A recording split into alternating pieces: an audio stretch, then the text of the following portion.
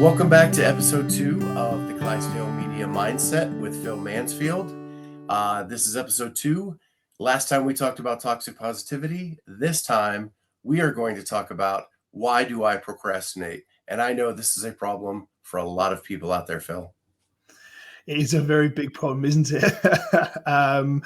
And why do I procrastinate? And it's an enormous topic, which is through the depths of psychology is tried to be understood. There's a lot of research which drives down the unhappiness route and the sort of compensatory route. But I think to keep it a little bit lighter, and we only have 10 minutes, I think we'll talk about the sort of typical everyday procrastination there, which is to a lot of cases, it's because I like the pressure. It's really interesting is that I feel like my subconscious tells me that I perform better when I have a deadline. And I think the worst thing you can ever do is beat yourself up over procrastination. I think it's okay to procrastinate. And I think a lot of the time people use mental credits, as we call them, in their so-called procrastination time. So they know that the school project or the training session or the podcast preparation needs to be done by this particular time. And they also know, and they also back themselves, and they back their own skills and their own ability. They also know that they will have it done because they never missed a deadline before. What's really interesting with procrastinators is they rarely miss the deadline. They just do it at the last minute because they actually perform better under pressure. And they actually, so the first thing to work on with them is to tell them that actually it's okay to procrastinate. Those mental credits, they may not have been doing anything for the last 2 hours, but they're doing all the thoughts and the processes, and they're actually being quite creative in their mind that the actual work time is short, but the actual total amount of time isn't less than the person who writes 300 words a day gradually and builds through it and has that sort of, you can't see a procrastinator's progression and then you see it all at the very end. Whereas the sort of non-procrastinator, you can see this logical progression, but in actual fact, the procrastinator's usually doing a lot of creative work without sort of documenting it or writing it down and enjoying having to perform under pressure at the end. I love that you're doing this because I finally feel okay about how I do things, because when I do a podcast, I walk through the interview in my head, 100 times before I put anything down on paper. Absolutely. My wife, she is a list person. Everything is done on paper, and she does not understand the way that I walk through it. So she thinks that I have not done anything. Yeah. So you may have saved my marriage. Oh, there you go. Marriage counseling as well.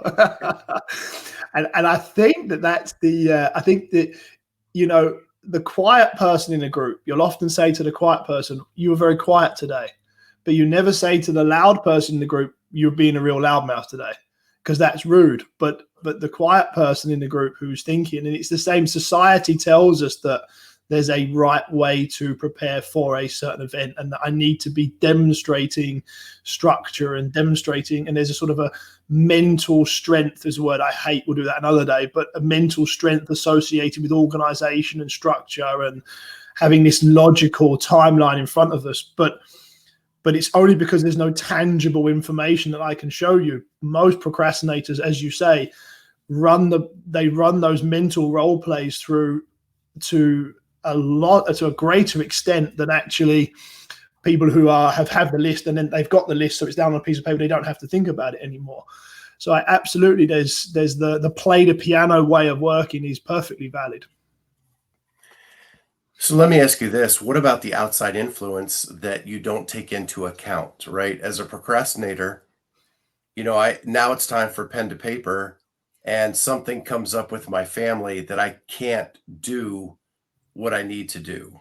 And then I sometimes take that out on others because that outside influence affected me. Yeah. I think we're talking about cognitive decline. I think we spoke about that on the original podcast 6 months ago. So we're talking about a cognitive decline there, that the pressure of the situation alters your behavior.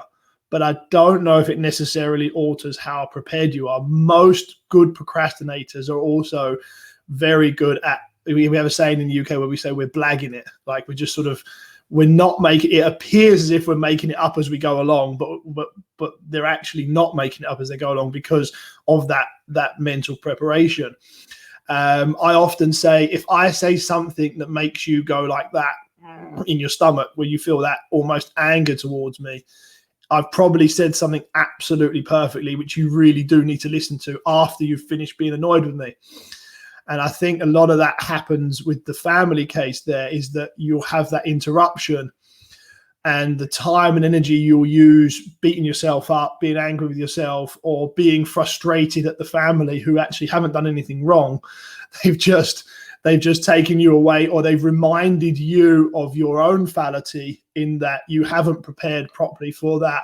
Once you've sorted all of that sort of negativity out the way, you actually end up probably then producing some of your best podcasts ever, because procrastinators work wonderfully under pressure. So it just increases the adrenal sort of secretion, and you end up doing a great job. And afterwards, you then get that sort of that low that says, well, I've been quite high because I had to be. And then I get that sort of dip after where I feel quite guilty, and I perhaps haven't spoken wonderfully to my family, or I haven't done, those things which I could have done before, where the coping mechanism from that is knowing yourself and knowing that it's okay to be a procrastinator.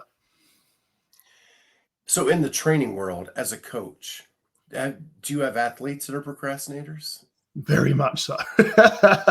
Very, very much so. And I think that the line for me is, I think we talked about last time about play the piano and push the piano. We now have those two types of athletes. We have an athlete that is very much a structured, on time, push the piano, and then we have a play the piano athlete, which is late, beautifully creative, and we have complete personality types in those two categories. And the play the piano will always, they need to have time. They need to be late. You can see them.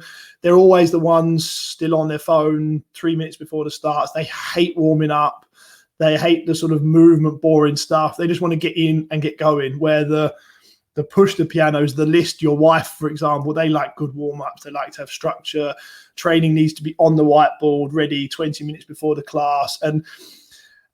And what's difficult as a coach there is when you've got the two groups of athletes on camp in the room and trying to find a sort of maneuverability for them. Sort of, I ask the play the pianos or the procrastinators just to have enough respect for the other athletes that they're on time, because that's often very difficult for them.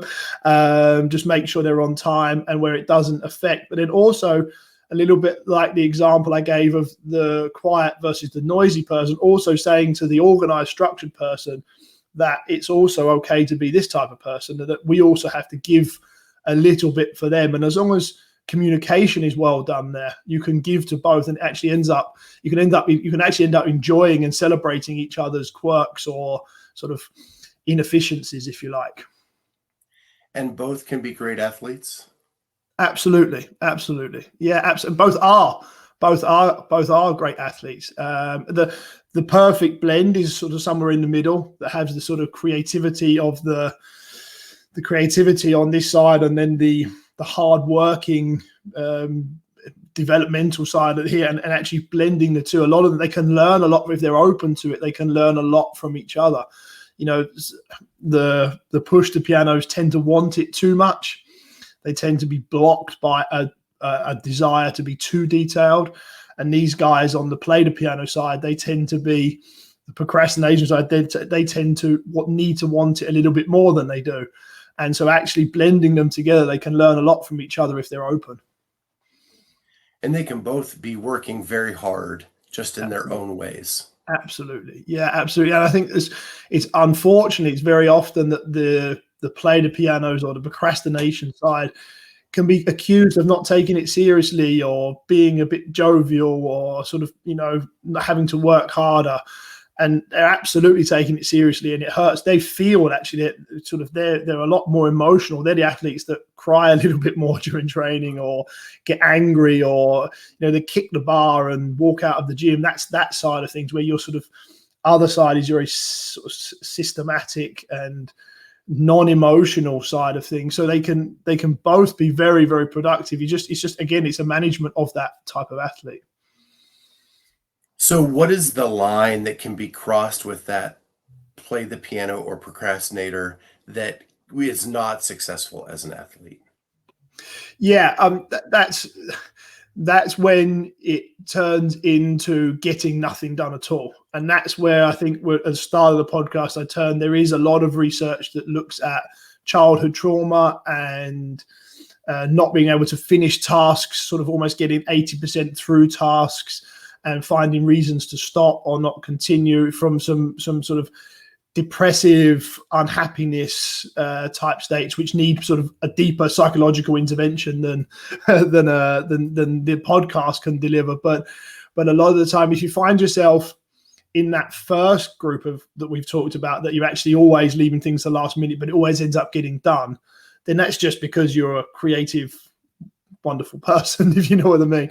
Where on the flip side, if you are someone that's never quite finishing a project or always sort of getting it to 80% and never seeing it through to fruition, then that's when it can become quite destructive, because you do see a lot of these guys who don't finish the session or walk out halfway through or simply run out of time, because a 2-minute rest period becomes an 8-minute rest period, becomes a 10-minute rest period, and sort of the session drags out. But a lot of the time they've lost that engagement in the session. And so the problem's deeper than actually that particular session. The problem is why does a 2-minute break lead to an 8-minute break, and so on and so on. And there, because actually there's usually some fear related unhappiness.